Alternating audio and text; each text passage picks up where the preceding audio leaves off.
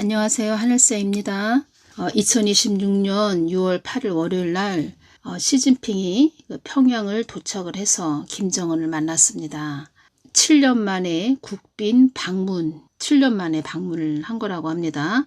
북핵 힘 실리나, 이 제목이 이렇게 되어 있는데, 시진핑 중국 국가주석이, 그러니까 시진핑이가 6월 8일 또 9일 이틀 동안 북한을 국빈 방문합니다.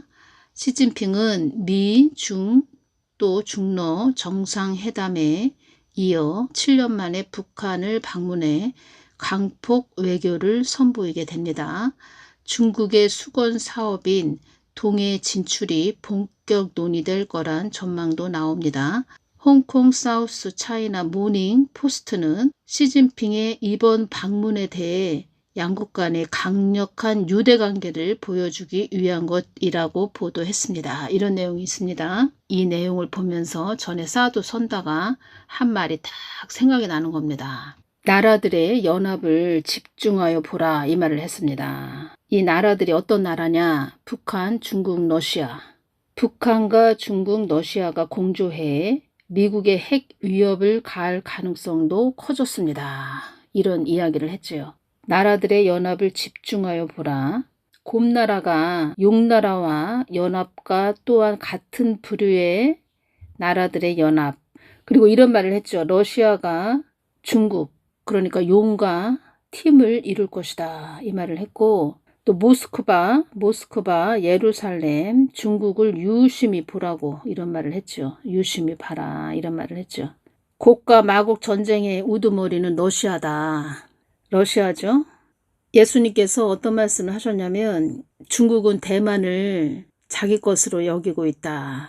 그러니까 중국의 것으로 여기고 있다, 이 말을 했고, 브랜든 빅스는 어떤 말을 했냐면, 중국이 대만을 밤에 침공을 해서 3일 안에 다 대만을 완전히 장악을 한다고 이런 말을 했습니다. 그리고 예수님께서 3차 대전은 있다, 이 말씀하셨죠. 3차 세계대전이 있다, 이런 말씀하셨죠. 그리고 2024년 6월 9일 날 주일날 예수님께서 어떤 말씀을 주셨냐면, 따라 이 땅이 많이 어두워져 가고 있다고 전해야 한다. 예수님, 한국 땅에 어려움을 당하지 않게 하여 주시옵소서. 이 땅에 어려움을 당하는 자들이 많을 것이다. 예수님, 어떠한 어려움을 당하는 자들이 많아지나요? 경제적인 파국을 맞게 되는 자들이 많아질 것이다, 이 말씀하셨습니다. 경제적인 파국을 맞게 되는 자들이 많아질 것이다. 예수님은 미리미리 말씀해 주시죠. 그러니까 무리를 하지 말라는 겁니다. 돌다리도 두들겨 가면서 가시고 무리를 하시지 말아라. 참, 지금 주식하시는 분들이 많이 있다고 하는데 너무 무리하시지 말아야 됩니다. 또 목사들도 주식한다 이런 자들도 있는가 본데, 지금 목사들, 특히 주혜주 목사 사역자들은 예수님께 더 집중해서 양들을 위해서 늘 중보기도 해야 되죠. 양들을 위해서. 너는 그런 어려움이 임할 때 나의 뜻을 어긴 자들에 의해 일어나는 어려움이라고 전해야 된다, 이 말씀하셨죠. 제가 어떤 댓글을 제가 봤습니다. 어떤 동영상에서 댓글을 봤는데, 어떤 분이 댓글을 이렇게 달았습니다. 어떤 목사다 이름을 대면서 이름이 뭐다 이러면서, 어떤 목사다 이러면서 무슨 말 하기가 뭐한데, 여러분들도 다 아실 겁니다. 유튜브 동영상 이렇게 보면은 복음 전하시는 목사님이신데, 남자 목사님입니다. 남자 목사님. 그 목사님이, 그러니까 댓글을 누가 다른 것을 제가 읽어봤는데, 어떤 내용이 있냐면, 그러니까 제가 깊게 느꼈죠. 그래서 하나님이 그때 저에게 그 말씀을 해주셨구나. 이것을 제가 딱 느꼈죠. 예수님께서 그래서 그 목사에 대해서 그렇게 말씀을 해주셨구나. 이것이 딱 느껴졌죠. 어떤 남자 목사님인데, 정치 이야기하는 목사님들에게 간절히 부탁한다며, 남자 목사가 이런 말을 했다는 겁니다. 간절히 부탁한다며 제발 정치 이야기 하지 말고 복음만 전해야 된다고 해서 마음이 불편했는데, 마음이 불편했다는 거죠. 그러니까 어떤 그 남자 목사가 제발 좀 정치 이야기 하지 말고 복음만 전해야 된다, 이런 말을 했다는 겁니다. 그래서 이런 말을 들을 때 굉장히 마음이 불편했다는 거죠. 그래서 어떤 그 목사님이 이 교회 안에서 우리는 그러니까 교회 안에서 우리는 정치 이야기 해야 된다. 막 이런 말을 하는 그런 동영상이었다는 겁니다. 그 동영상에 이런 댓글이 있었죠. 공사나 되면 복음 전할 수 있는 길이 원천 봉쇄되는데 참 답답하네요. 이렇게 댓글을 달았습니다. 그 남자 목사님은 유튜브 상에 다 나옵니다. 복음 전하는 남자 목사님인데 좀 얼굴을 보면은 한쪽이 좀 유튜브 동영상으로 얼굴이 나오죠? 얼굴이 나오는데 얼굴 한쪽이 좀 안 좋습니다. 한쪽이 좀 이렇게 좀 안 좋죠. 그 댓글에 보면 목사님 치료 받으셔야죠. 뭐 이렇게 막 댓글을 달았죠. 근데 계속 뭐 그런 모습으로 나오시죠. 동영상에, 그러니까 복음 전하는 동영상에 그런 모습으로 나오시는데 제가 예수님께 여쭤봤죠. 예수님께. 그랬을 때 예수님께서 저는 이 댓글 보기 전에 이제 그 예수님께 여쭤봤다는 겁니다. 예수님께 여쭤봤을 때 그 목사가 한쪽으로 치우쳐져 있다.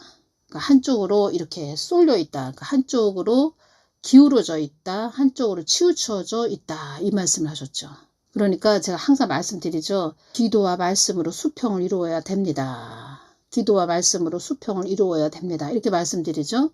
한쪽으로 치우쳐져 있다. 이 말씀을 해주셨죠. 근데 좀 얼굴 상태가 안 좋죠.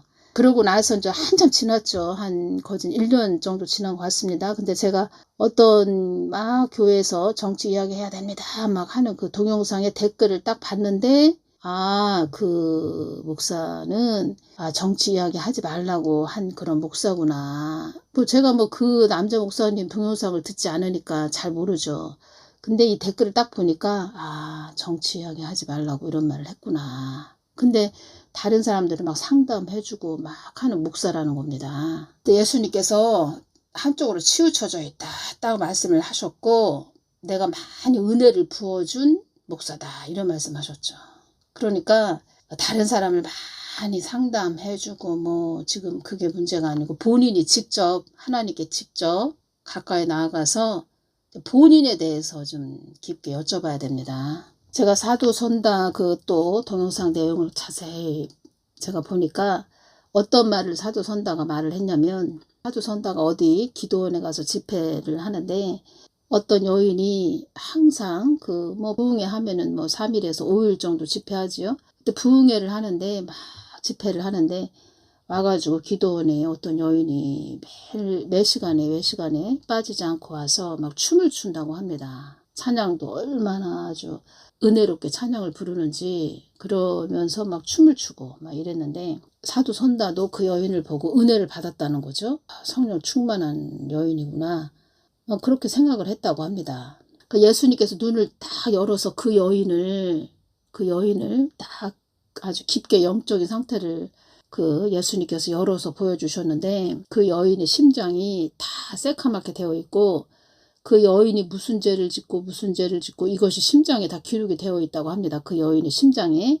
그래서 사도 선다가 깜짝 놀랐다고 합니다. 그래서 회개가 중요하다는 것을 제가 말씀드리는 거고 그리고 늘 골방에 들어가서 예수님한테 기도하는 거. 예수님께 기도해서 예수님 이러저러한 일이 있었는데 뭐 회개합니다.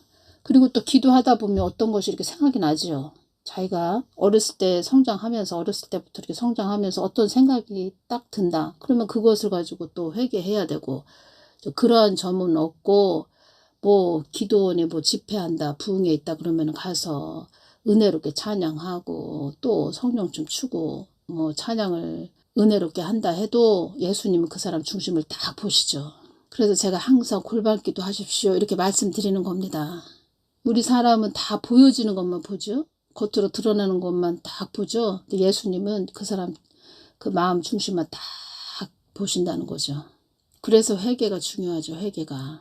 전에 예수님께서 이 말씀을 하셨죠.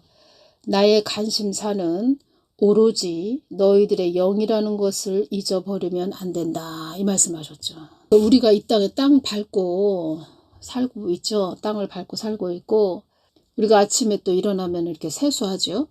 세수하고 또 밖에 나갔다 오면 샤워도 하고 이러죠. 마찬가지로 우리가 이 땅에 땅 밟고 살고 있고 일상생활을 또 우리가 늘 영위하면서 살고 있는데 우리의 영도 영혼육도 늘 물로 씻어야 됩니다. 물이 뭐냐 영적으로? 말씀이라고 말씀드렸죠. 말씀 대신 하나님 가까이 나아가서 회개해야 된다는 거죠. 기도를 해야 회개가 되죠. 다 순서가 있죠. 다 순서가 있는 거죠. 그래서 기도가 중요한 거죠. 그래서 지금은 유튜브가 있다 보니까 말은 많죠. 사람들이 말은 참 많은데 기도가 없구나. 무릎이 없구나. 제가 말씀드렸죠. 기도가 없이 그냥 유튜브 동영상 막 사역자들 막 말을 하죠. 자기 생각을 막 잡념을 늘어놓죠. 예수님께서 분별도 잘해야 된다. 자기 사람의 생각대로 막 분별해버리면 더 환란을 부르는 그런 분별도 있다. 이 말씀하셨죠. 참 큰일이라는 겁니다. 그리고 또 지금의 때는 큰 변화의 물결이 밀려오는 때이니라 이 말씀하셨죠. 큰 변화의 물결이 밀려오는 때 마지막 때라는 거죠. 그러면 더 분별을 정확하게 해야 된다는 거죠.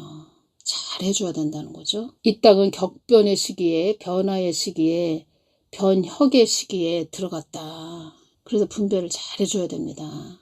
분별을 잘하기 위해서는 참 하나님을 아는 실속이 있어야 한다. 참 하나님을 잘 알아야 한다. 이 마지막 때는 예수님과 절친한 관계밖에 없습니다. 이 부분 좀 연결돼서 전해드리겠습니다. 예수님, 그때 휴거될 때, 그때 제가 여쭤봤죠.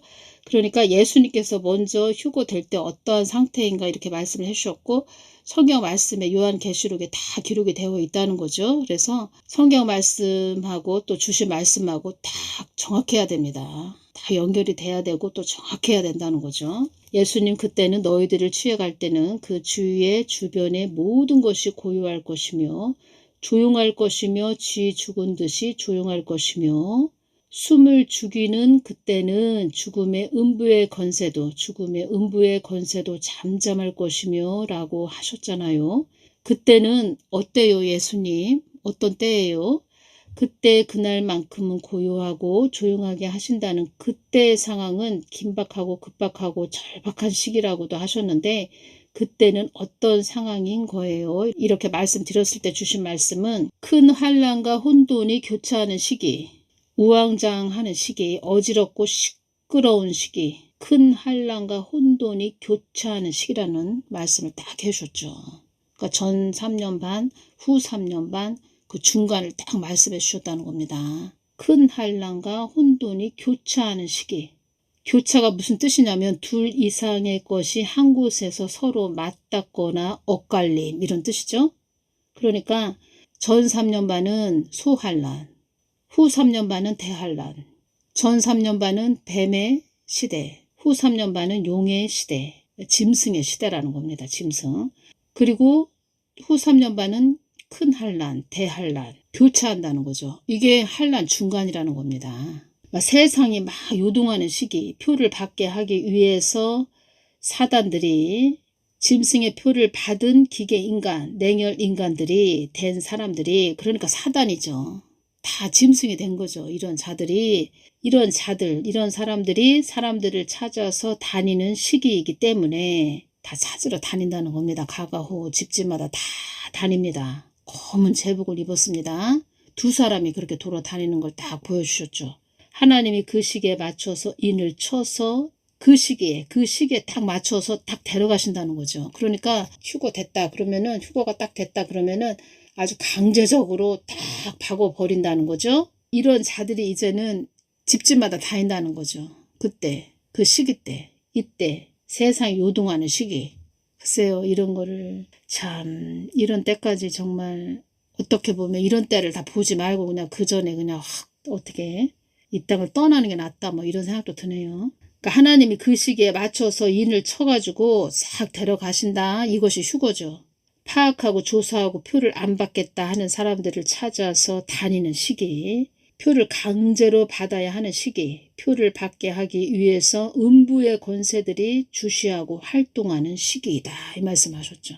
표를 받게 하기 위해서 음부의 권세들이 주시하고 활동하는 시기. 모든 것이 예수님께서 주신 말씀, 또 성경 말씀하고 다 이렇게 톱니바퀴 이가 딱 맞아가지고 싹 돌아가야 됩니다. 제가 왜 이런 말씀을 전해드렸냐면 2026년 6월 11일 목요일날 딱 주신 말씀에서 어떤 것을 딱 주셨냐면 헛물만 켜게 하는 그런 자들이 많다 이런 말씀하셨습니다. 헛물 켜다 이게 무슨 뜻이냐면 이루어지지 않을 일을 두고 꼭 될 것으로 생각하여 헛되이 노력하다 이것이 헛물 켜다 이런 뜻인데 헛물 켜게 하는 그런 자들이 많다. 엉뚱한 소리 헛소리 하는 자들이 많다. 이런 말씀을 해주셨죠. 그러니까 성경 말씀하고 똑같이 이렇게 전해줘야 되는데 사람의 소리 잡념으로 엉뚱한 소리 한다. 이런 자들이 많다. 헛물만 켜게 하는 자들이 많다. 이런 말씀하셨죠. 아니 생각을 해보십시오. 헛물만 켜게 하는 그런 자들 쫓아갔다가 이거 아니네 하면서 허탈하죠. 허망하죠. 그러고 보니까 이제가 얼마나 헛물만 켜게 했습니까. 이렇게 보면은 그런 자들이 이렇게 얼굴이 떠오르네요. 저는 어떤 때는 우리 구독자들만 딱 동영상을 봤으면 좋겠다 이런 생각도 듭니다. 왜냐하면 여기저기 사람들이 그 헛물 켜는 뭐 그런 데 있는 사람들이 와가지고 엉뚱한 것도 또 할 일이 없으니까 동영상 보고 또 딴소리하고 엉뚱한 소리하고 이러다 보니까 오히려 방해를 한다는 거죠. 방해를 한다는 겁니다. 정확하게 알려줘도 방해를 하니까 그런 자들은 좀 제 동영상 좀 안 들었으면 좋겠습니다. 차라리 좀 들어오지 말았으면 좋겠다 이런 생각도 드네요. 아무 도움이 안 됩니다. 그런 자들은 아무 도움이 안 됩니다. 예수님께서 어떤 말씀을 해주셨냐면 너희들은 내가 속한 나의 날에 들어있는 자가 되어야 할 것이며 그러니까 나의 날에 들어있는 자가 되어야 할 것이며 그러니까 예수님과 관계를 딱 맺는 그런 자들이 되어야 된다는 거죠. 이것이 최고로 중요합니다. 휴거의 날은 나와 관계된 자들을 일순간에 한순간에 취해 와야 되는 날이므로 그 누구도 빠뜨릴 수 없고 빠져서도 안 되는 누락이 되어서도 안 되는 그런 막중한 나의 때, 나의 날, 나의 시간, 나의 시간표 정한 날이기에 나와 끈이 연결된 자들이 모두 그런 자들을 다 연결된 자들을 모두 끌어올려야 되는 날이므로 작은 틈새 하나라도 있으면 안 되는 날이므로 아무도 볼 수 없게 잠가 놓은 것이 또 휴거의 날이다. 어떠한 자도 그날을 함부로 논하면 안 될 것이다. 이 말씀하셨죠. 큰 환난과 혼돈이 교차하는 시기. 사도 선다도 이 말을 했습니다. 전 3년 반에는 이 땅에 엄청난 자연재해가 일어납니다. 이런 말을 했습니다. 자연재해가 일어난다. 이 땅에. 그러니까 큰 환난과 혼돈이 교차하는 시기. 전 3년 반. 자연재해가 엄청 일어나는 때. 그래서 예수님도 이런 말씀을 해주신 겁니다. 큰 환난과 혼돈이 교차하는 시기다. 그리고 그때 이 적그리스도, 이 사망의 영들이, 이 사단들이 그러니까 사망의 영들이죠. 다 잡혀있죠. 그러니까 사단이죠. 짐승이죠. 짐승이 된 그런 자들이 다 주력한다는 거죠. 강제적으로 표를 받게 하기 위해서. 지옥 도장을 찍는다는 겁니다. 그들도 지옥 도장을 콱 찍어버린다는 거죠. 666 짐승의 표는 지옥 도장이라는 겁니다. 참 하나님을 아는 실속이 있어야 한다. 실속. 헛물만 켜게 하는 그런 자들 쫓아다니면 안 된다는 겁니다. 다 이 말씀을 해주셨네요. 6월 11일 날 헛물만 켜게 하는 자들이 많다. 시금치를 시장에서 사왔는데 그 시금치를 무쳐야 되죠. 시금치 나무를 무쳐야 되는데 그 시금치를 무칠 때 뭐 맛소금 조금 들어가고 들기름 조금 들어가고 참깨 좀 들어가고 그래서 맛있게 무치죠. 근데 맛소금을 한 통을 집어넣고 또 깨소금도 또 한 통을 집어넣고 뭐 들기름도 뭐 한 병 대병을 막 집어넣고 이러면 이것이 시금치 나물인지 뭔지 알 수가 없죠. 근데 주인은 시금치 나물이죠. 이게 주인이죠. 주인공이죠. 그러면 양념을 조금씩 넣어야 되죠. 근데 예수님이 다 주인이죠. 예수님이 주인이 되셔야 된다는 겁니다. 사람의 양념, 그러니까 사람의 생각을 잔뜩 집어넣는 것이 그 양념이 많이 들어가는 거와 똑같죠. 시금치 나물에. 그런 뜻으로 말씀을 드렸습니다. 예수님만 드러나야 됩니다. 예수님. 어떠한 하나님이 되신지 어떠한 하나님이 또 이렇게 일을 해주셨는지 하나님이 어떠한 일을 해주셨는지 은혜를 베풀어 주셨는지 뭐 때로는 뭐 각자 주어지니까 하나님이 주신 경험하게 하신 은혜 주신 뭐 그러한 부분을 전하다 보니까 체험한 거 뭐 이런 것도 들어가고 또 전해야 되는데 하나님이 주신 것을 그러니까 하나님이 주신 것에 하나님이 주인이 되셔야 된다는 겁니다. 예수님이 주인이 되셔야 되지 본인의 생각, 잡념이 더 커지면 안 된다는 거죠. 그러한 뜻으로 말씀을 드렸습니다. 또 이런 말씀도 해주셨네요. 2024년 3월 23일 토요일 날 어둠의 끝에 이르렀을 때 나의 뜻을 이룰 것이다. 휴거를 말씀하셨다는 겁니다.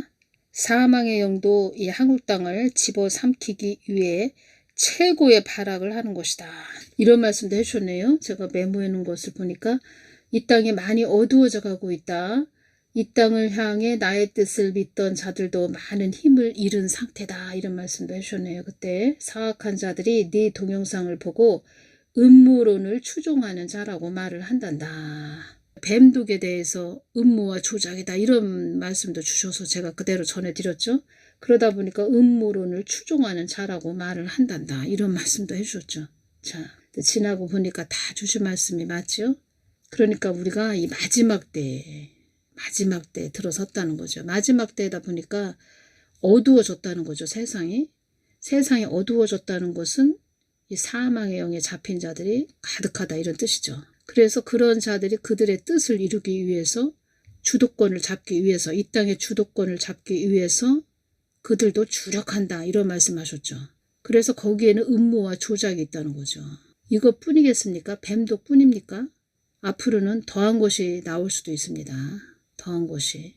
그러니까 그냥 이 땅의 이 마지막 때 어두울 때 이 하나님 마음을 전한다, 뜻을 전한다. 이게 보통 일이 아니죠. 어떤 말씀도 하셨죠? 희귀하다 이런 말씀도 하셨죠.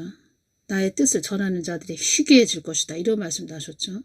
근데 제가 볼 때는 지금도 희귀한 것 같습니다. 왜냐하면 지금 하나님께 이렇게 골방으로 들어가서 하나님께 이렇게 주신 부분, 받은 부분만 탁탁 이렇게 동영상으로 전해주면 저 사람은 어떻게 전했나 하고 좀 들어보기가 수월할 텐데 뭐 이것저것 잡념을 늘어놓는 자들이 많다는 겁니다. 그러니까 각자 골방에 딱 들어가서 예수님께서 어떤 말씀을 주셨고 어떤 지혜를 주셨고 이러한 부분을 동영상으로 딱 전해주면 그런 사람이 받은 부분도 이렇게 듣기도 수월할 텐데 그 사람이 그냥 이 사람 저 사람 머릿속에서 나온 그 잡념을 떠드는 거죠. 그러다 보니까 머리가 아프고 한번 이렇게 들어보려고 하면 머리 아프고 쓰레기가 잔뜩 쌓여있는 뭐 그런 느낌이죠. 우리 쓰레기는 버려야 되죠. 우리 생활 쓰레기도 자꾸 버려야 되죠. 집안에 쌓아두지 말고 자꾸 버려야 되는데 더 쓰레기를 쌓아오는 느낌? 그런 느낌이 든다는 거죠. 그리고 최후로 중요한 것은 예수님은 예수님 것을 정확하게 받아서 정확하게 전해주는 걸 최후로 기뻐하신다는 겁니다. 누가복음 15장 11절에서 32절 말씀을 좀 전해드리겠습니다. 또 가라사대 어떤 사람이 두 아들이 있는데 그 둘째가 아비에게 말하되 아버지여 재산 중에서 내게 돌아올 분깃을 내게 주소서 하는지라 아비가 그 살림을 각각 나눠 주었더니 그 후 며칠이 못되어 둘째 아들이 재물을 다 모아가지고 먼 나라에 가 거기서 허랑방탕하여 그 재산을 허비하더니 다 없이 한 후 그 나라에 크게 흉년이 들어 저가 비로소 궁핍한지라 가서 그 나라 백성 중 하나에게 붙여 사니 그가 저를 들로 보내어 돼지를 치게 하였는데 저가 돼지 먹는 쥐염 열매로 배를 채우고자 하되 주는 자가 없는지라 이에 스스로 돌이켜 가로되 내 아버지에게는 양식이 풍족한 품꾼이 얼마나 많은고 나는 여기서 주려 죽는구나. 내가 일어나 아버지께 가서 이르기를 아버지여 내가 하늘과 아버지께 죄를 지었사오니 지금부터는 아버지의 아들이라 일컬음을 감당치 못하겠나이다. 나를 품꾼의 하나로 보소서 하리라 하고 이에 일어나서 아버지께로 돌아가니라. 아직도 상거가 먼데 아버지가 저를 보고 측은히 여겨 달려가 목을 안고 입을 맞추니 아들이 가로되 아버지여 내가 하늘과 아버지께 죄를 얻었사오니 지금부터는 아버지의 아들이라 일컬음을 감당치 못하겠나이다 하나 아버지는 종들에게 이르되 제일 좋은 옷을 내어다가 입히고 손에 가락지를 끼우고 발에 신을 신기라. 그리고 살찐 송아지를 끌어다가 잡으라.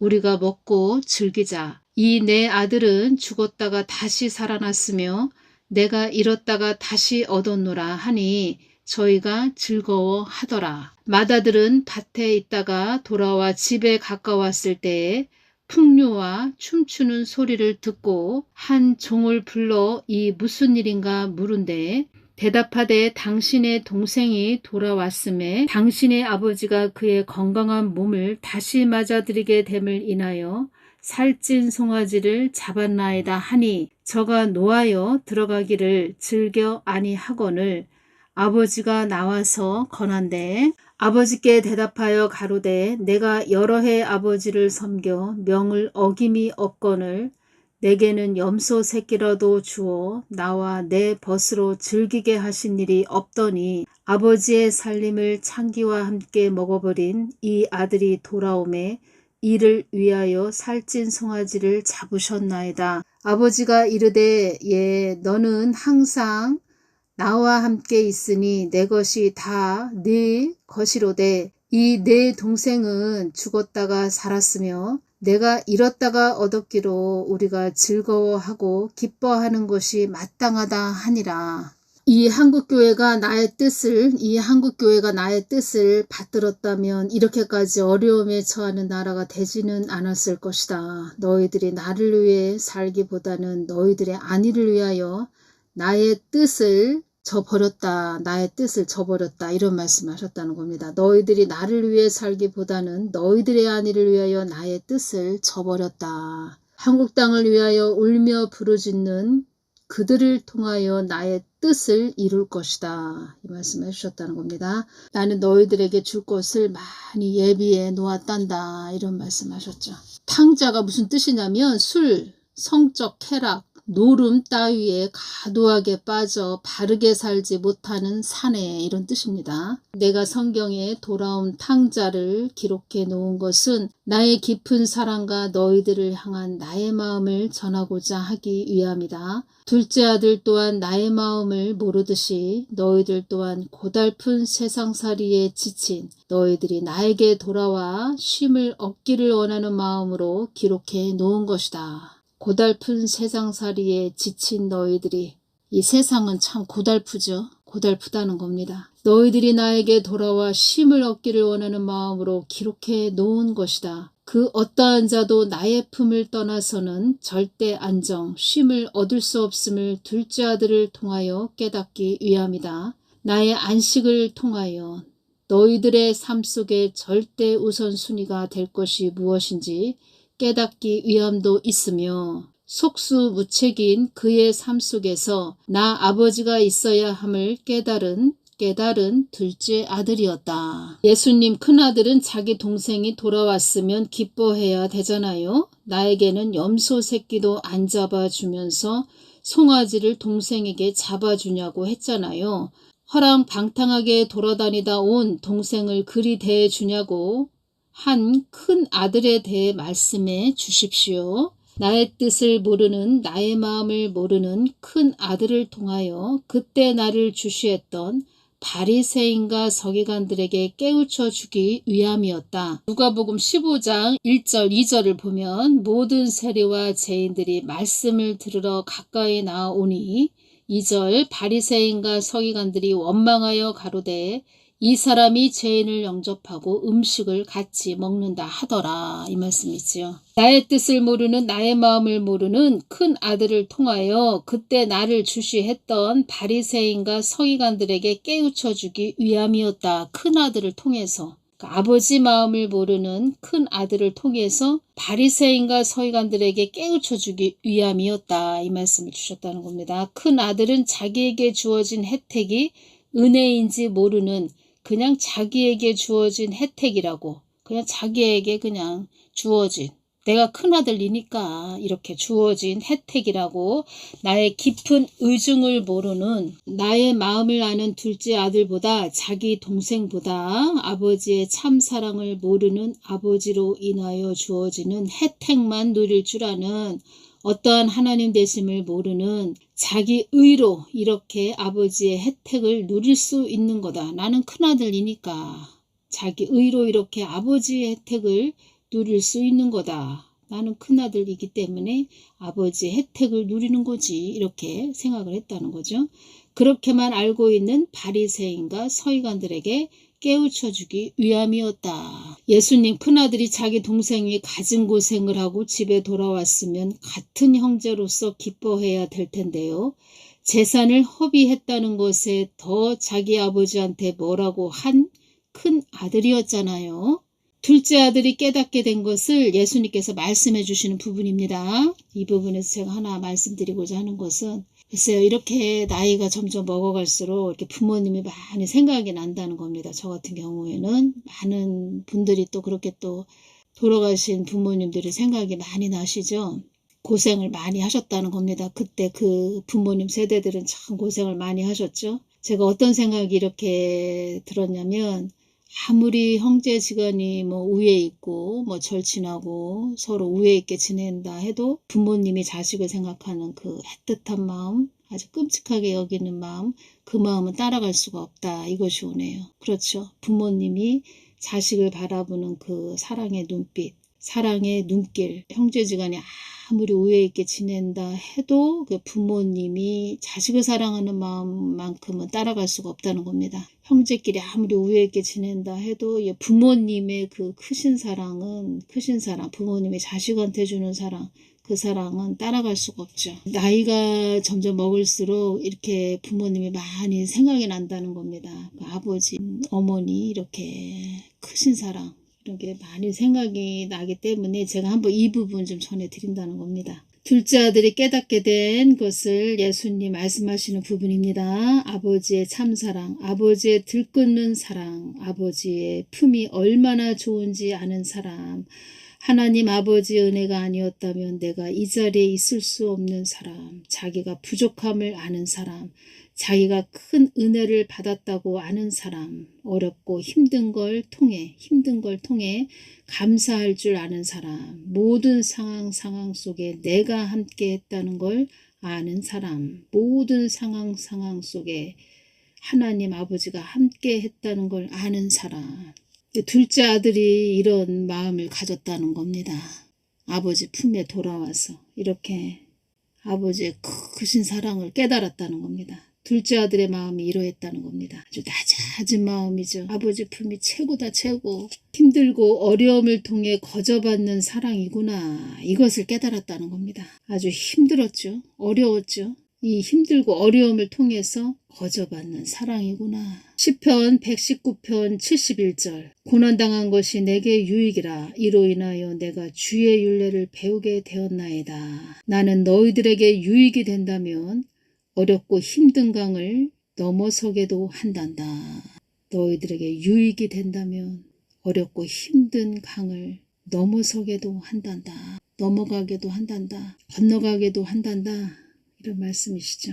그것이 너희들에게 유익이 된다면 어렵고 힘든 것도 허락한단다. 예수님 15장 22절 아버지는 종들에게 이르되 제일 좋은 옷을 내어다가 입히고 손에 가락지를 끼우고 발에 신을 신기라. 이것은 무슨 뜻인가요? 이때 말씀해 주시길 손에 가락지를 끼운다는 것은 약속을 의미하며 신을 신긴다 라는 뜻은 신분 회복시킨다. 신분을 회복시킨다는 것으로 이렇게 주셨다는 겁니다. 신분 회복. 한국교회에게 유익이 되는 것이 무엇일까요? 한국교회에게 유익이 되는 것. 너희들에게 유익이 된다면 어렵고 힘든 것도 허락한단다. 예수님 둘째 아들에게 반지는 약속이고 신발은 신분 회복이고 옷을 입힌다는 것은 무엇입니까? 의복을 준다는 것은 그의 안위를 보살펴 준다 라는 뜻이니라. 나의 품에 돌아오는 자들에게는 영원한 안식을 주는 저 천국에 나의 품에 있게 되는 내가 최고의 것을 준다. 저 천국에서도 나의 품에 있게 되는 내가 최고의 것을 준다. 천국 3층천 하나님 예수님 가까이에 있게 되는 3층천. 그래서 천국은 어떤 곳이냐. 낙원 변두리 간 사람들은 그 3층천에 간 사람들을 최고로 부러워한다는 겁니다. 또 예루살렘 성에 또 들어간 자들 그런 자들도 최고로 또 부러워한다는 거죠. 그들에게는 아주 반짝반짝 빛나고 번쩍번쩍 빛나고 고개를 들 수가 없다고 합니다. 천군 천사들도 고개를 너무 반짝반짝거리니까 번쩍번쩍하고 하니까 제대로 똑바로 쳐다볼 수 없다는 그런 말씀을 예수님께서 해주셨고, 그들의 옷은 번쩍번쩍 빛난다 이런 말씀을 해주셨죠. 예수님 그 말씀을 전하실 때 바리새인과 서기관들이 어떤 마음이고 표정들은 어떠했나요? 나는 그들에게 더할 나위 없이 풍성한 사랑이 크신 하나님이라는 것을 그들에게 알려주기 위함이었다. 바리새인과 서기관들은 그때 당시 특권층의 사람들이므로 그들에게는 우쭐한 마음이 있었다. 그들은 나를 우습게 보는 자들이었다. 나의 속뜻을 모르는 그들은 나의 흠을 잡기 위해 어떻게든 흠을 잡기 위해 나의 거동을 살피는 자들이었다. 그런 그들에게 나는 나의 속뜻을 전하여 하나님은 어떤 하나님인지 비유적으로 알려준 것이었다. 그들은 나를 우습게 보는 자들이었다. 바리새인과 서기관들은 그때 당시 특권층의 사람들이므로 그들에게는 우쭐한 마음이 있었다. 한국 교회들 자고하다 이런 말씀하셨죠. 자고한 자들이 너무나도 많다. 한국 땅에 또 이런 말씀도 하셨죠. 폐역한 자들도 많이 있다 이런 말씀도 하셨다는 겁니다. 하나님 아버지는 자격 조건을 따지지 않고 무조건적인 사랑, 크신 사랑이심을 그들에게 알려주기 위함도 있었다. 나를 가소롭게 여겼던 그들도 자격 조건을 따지는 그들에게 나는 무자격자, 어느 누구나 나의 품에 온다면 나는 다 품어주는 하나님이라는 것을 전해준 것이다. 큰 아들은 자기에게 돌아갈 분깃을 왜 소모하냐? 자기에게 돌아갈 분깃을 다 자기 것이 될 텐데 왜 또 동생한테 소모하냐? 큰 아들은 내가 아버지의 혜택을 받는 것은 당연지사다. 아버지의 혜택을 받고 아버지의 분깃을 받는 것은 당연하다. 이렇게 여겼다 말씀을 해주셨습니다. 이렇게 말씀을 해주셨다는 겁니다. 그래서 바리새인과 서기관들은 우리는 하나님을 얼마나 우리가 섬기는데 하나님을 우리가 얼마나 참 우리처럼 섬기는 사람이 어딨어. 우리는 특권층의 사람들이다. 우리는 아주 당연하다. 우리는 이렇게 그렇게 여겼던 자들이 바리새인과 서기관들이었다는 겁니다. 바리새인과 서기관들은 나를 알지 못하듯이 내가 하나님이라는 것을 알지 못했듯이 그들이 믿는다는 하나님, 그러니까 그들이 믿는다는 하나님 여호와의 마음을 알지 못했던 것이다. 예수님께서는 이렇게 예수님 마음을 이렇게 아는 것을 참 기뻐하신다는 겁니다. 이게 예수님 마음과 서로 교통하고 소통하고 예수님 마음을 서로 나누고 뭐 이것을 최고로 기뻐하신다는 겁니다. 나는 많은 것을 너희들에게 줄 하나님이다. 너희들에게 많은 것을 내가 주려고 다 예비를 해놨고 많은 것을 너희들에게 주려고 한다. 그런 하나님이다. 그런 말씀하셨다는 겁니다. 나는 많은 것을 너희들에게 주고 싶다. 또 줄 것이다. 주기를 원한다. 너희들에게 많은 것을 줄 거다. 나는 많은 것을 또 예비해 놓았다. 이런 말씀도 하셨죠. 제가 말씀드렸습니다. 큰아들에게 해주고 싶은 말씀이 있으신가요? 이렇게 말씀드렸을 때 자기 아버지와 자기 남동생에게 불평 불만을 갖기보다 서로가 서로를 안위해주는 사랑해주는 자녀였으면 좋겠다. 예수님 그러면 누가복음 15장 11절에서 32절 말씀으로 돌아온 탕자의 말씀으로 우리들에게 전하시고자 하시는 뜻이 있으신가요? 무엇을 전해주시고 싶으신 것인가요? 예수님 우리들에게 꼭 말씀하시고자 하시는 것이 있으신가요? 예수님 나는 모든 자들에게 인자하고 풍성한 하나님이라는 것을 전해주고 싶었다. 너희들의 무슨 자격으로 인해 구원받는 것이 아니고 나의 큰 사랑 안에 모든 것이 있다는 것을 나는 너희들에게 내 마음을 전하여 모든 자를 품는 하나님이라는 것을 알려주고 싶었다. 너희들의 무슨 자격으로 인해 구원받는 것이 아니고 나의 큰 사랑 안에 모든 것이 있다는 것을 너희들에게 알려주고 싶었다. 나는 어떤 조건을 따지지 않고 어떤 자격도 따지지 않고 나의 품에 온다면 다 받아주는 너희들의 아버지임을 하나님임을 잊지 말아라. 나는 너희들을 다 사랑하고 품는 크신 하나님이다. 크신 하나님이시다. 그래서 저는 무엇이 이렇게 오냐면 저 북한 땅이 마지막 선교라고 이렇게 말씀하셨죠. 그래서 북한 땅을 다 바라보고 계시다는 겁니다. 그래서 북한 땅에 있는 북한 주민들에게 이 하나님 아버지의 크신 사랑을 이렇게 전해주고 싶으신 아버지의 마음, 북한 땅에 있는 그들, 억압받고 통제받는 그런 자들에게 자유가 없는 곳에서 그 흑암의 땅에서 살고 있는 그들을 바라볼 때 아버지가 참 나의 큰 사랑을 전해주고 싶으셔서 날 바라보고 계시다는 거죠. 그래서 북한이 마지막 선교의 땅이다. 이런 말씀을 하셨다는 거죠. 그래서 제가 이 한국교회가 큰아들, 북한이 둘째 아들, 이것이 이렇게 왔다는 겁니다. 뭐가 됐든 제일 크게 온 것은 이 한국 땅, 한국교회가 큰아들이라는 게 이렇게 왔다는 겁니다. 서기관 바리새인들, 목이 뻣뻣한 서기관들 바리새인들, 아버지의 그 크신 마음이 이렇게 오는 겁니다. 그래서 이 부분 제가 또 연결돼서 여러분들에게 전해드렸습니다. 하나님 여호와의 마음을 알지 못했던 특권층의 불쌍한 사람들, 바리새인과 서기관들이었다는 겁니다. 영원한 불이 기다리는 자기 자아가 우쭐한 영원한 불이 기다리는 지옥에 갈 자들, 영원한 불이 기다리는 자기 자아가 우쭐한 특권층의 사람들, 바리새인과 서기관들이었다는 겁니다. 예수님도 얕잡아 봤다는 거죠. 손에 가락지를 끼운다는 것은 약속을 의미하며 신을 신킨다 라는 뜻은 신분, 회복을 시키신다 이런 말씀이고, 그리고 의복을 준다는 것은 그의 안위를 보살펴 준다 이렇게 말씀해 주셨다는 겁니다. 나의 품에 돌아오는 자들에게는 영원한 안식을 주는 저 천국에서도 나의 품에 있게 되는 내가 최고의 것을 준다. 저 천국에 나의 품에 있게 되는 내가 최고의 것을 준다. 예수님 가까이에 있게 된다는 거죠. 예수님 가까이에. 천국은 예수님과 멀리 떨어져 있다. 낙원 변두리에 누가 가 있다. 그러면은 천국에 가 있다는 것만 해도 낙원 변두리라도 가 있는 것도 크신 하나님의 은혜죠. 그런데 그 천국에서는 예수님 더 가까이에서 내가 있어야 되는데, 내가 이 땅에서 저 땅에 있을 때 내가 왜 예수님 말씀에 순종하지 못했을까? 내가 왜 진짜 다른 자들이 예수님 믿으세요 할 때 왜 진짜 예수님을 믿지 못했을까? 충성된 자가 되지 못했을까?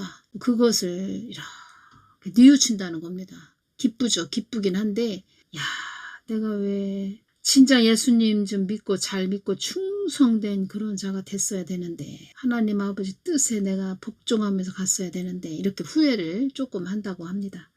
조금 하겠죠. 많이는 안 하겠죠. 그냥 천국 낙원 변두리에 가 있는 것만 해도 너무 좋아가지고 하나님 은혜입니다. 크신 하나님 은혜입니다. 하나님 은혜로 제가 이렇게 와 있습니다. 지옥에 안 가고 이렇게 천국에 와 있습니다. 낙원 변두리라도 와 있습니다. 이렇게 말을 한다는 거죠. 지옥에 가 있다는 것은 침울하고 슬프고 괴롭고 기쁨이 하나도 없고 그냥 마음이 아프고 쓰리고 어디 가서 막 울고 싶은 그 마음, 그런 마음이라는 겁니다. 그리고 춥고 배고프고 그리고 슬프고 침울하고 그렇다는 겁니다. 어둠에 아주 마음이 슬픈 그런 곳, 음부는 그렇다는 겁니다. 음부. 오늘 여기까지만 전해드리겠습니다. 감사합니다.